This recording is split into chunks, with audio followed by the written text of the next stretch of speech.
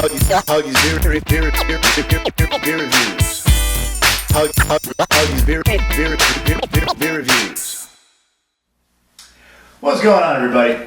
Welcome back to another installment of Hoggie's Beer Reviews, and today we're back to craft beer.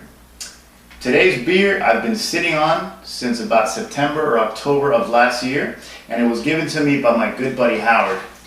Beer in question is this guy. This is from the Bruery in California, and this is their Trade Winds Belgian style triple ale. Now, Trade Winds is the brewery's summer seasonal, and it's not your ordinary Belgian style triple. It is a Belgian style triple brewed with rice and Thai basil. It says on here, this Belgian and Southeast Asian inspired triple brings spice from the east and yeast from the west. Chok tea. Apparently chok tea is cheers in Thai. Now this is 8.1%, and of course is a big old 750 milliliter 1 pint 9.4 fluid ounce bottle. Again, he gave me this a while back. I've been sitting on it, finally getting to it. And let's see, reading the back here, it says, since there is fresh Thai basil in this triple, it is best enjoyed fresh. Until then, please store in a cool, dark place. The ideal serving temperature is 45 degrees, and it will taste best served in a tulip or wine glass. Now, I have been sitting on this beer for a while just because I'm not a huge fan of Belgians, and I wanted to review it, and I moved and everything, so I just kind of had to wait before I could review it. But we're here. Hopefully it hasn't affected the flavor too much. The only tulip I have is this guy, a little palm tulip, again courtesy of my good buddy Howard. What's up, man? So that's that, and we're going to crack it open in just a second. Looking at Beer Advocate and Rate Beer, because I got them both open in front of me. Beer Advocate, B+ out of 185 reviews. Rate Beer, 95 overall. So, good reviews. And I want to say the cap, I really like that cap. That's a cool cap, and I don't have a cap from the brewery. So, no opener today. Break out the knife. Don't try this at home if you don't know what you're doing. I don't want anybody to hurt themselves. That's what we do it down here. But if you know what you're doing, a knife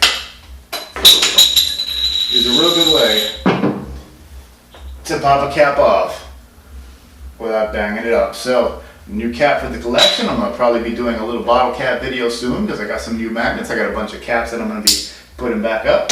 And wow, this thing smells interesting. All right, let's get right to it.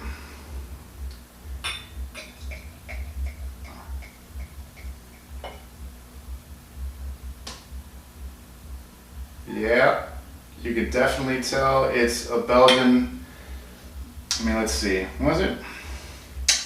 Spice from the east and yeast from the west. Yes, Western Europe, the west being like Belgian style triple yeast. It can be very dense, very foamy, a bit champagne-y. That is a very pretty color though. So orange amber. I don't know if you can make that out clearly there, but it's a pretty ass orange amber color. Nice little active carbonation from the center of the tulip there, and the head is dense and frothy, but it looks good. And remember, it's 8.1%, so tread with caution. There's a certain sour touch to it. You definitely get kind of like a fruity yeast aroma typical to a Belgian style beer, but there's so much more to it.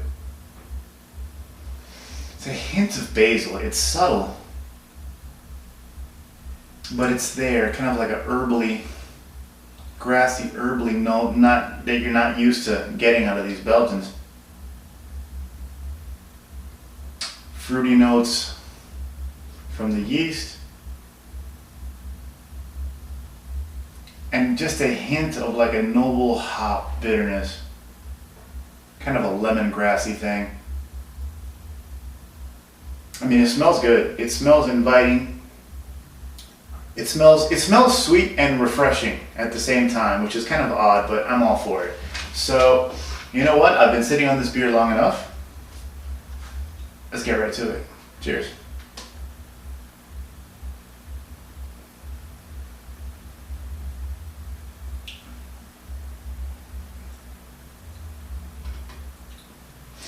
The rice definitely adds something to the body.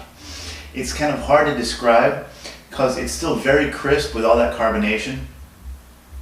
And you get a bit of, I don't want to say bitterness and I don't want to say sourness, but it's kind of like a mild combination of both. But you get that up front along with the bite from the carbonation. But the body has a texture. It's almost thin, but yet there's something behind it. And you get just the slightest little flavor of rice. And you know, if you've drank sake before or any kind of rice wine, it's that kind of flavor, very mild, very subtle, but unmistakable.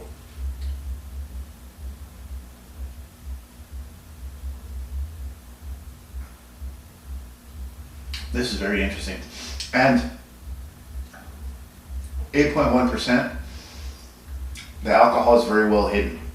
Granted, if you let this warm up more, you're going to be able to note the alcohol, but I mean, if I was hot and sweaty, and this is a summer beer, but hey, I live in South Florida, man. It's about 80 degrees outside right now on the 20th of February, 2011, okay? So I need a refreshing beer damn near year round.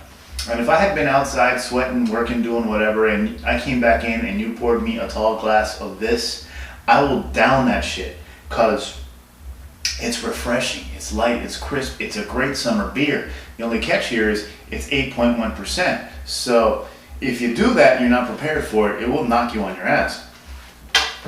So I don't know what to say, man.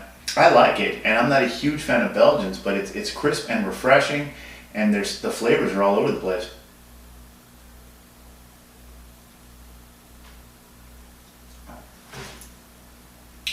If you've tried some of the sours, like sour beers and that kind of thing, and it's not really your cup of tea, and you've tried some of the Belgian beers, the different Belgian styles, and that's not your cup of tea, like me, because I don't like too fruity a yeast, this is right in the middle, because it has a sour component to it that's crisp and refreshing.